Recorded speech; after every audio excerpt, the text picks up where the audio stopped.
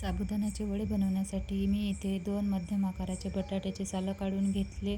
आता ते किसणीवर किसून घेते. हा किस मला 2-3 पाण्याने मी धुवून घेतला आहे.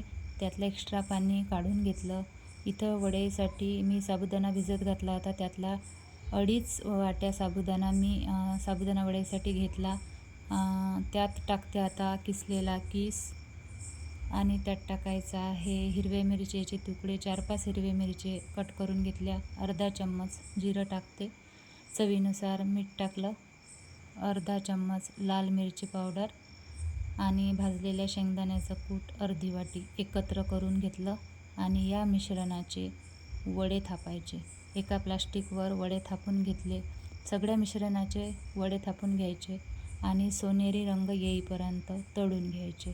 तर तयार आहे आपले उपवासाचे साबुदाणा वडे. लाईक करा, सबस्क्राईब करा. Bye bye.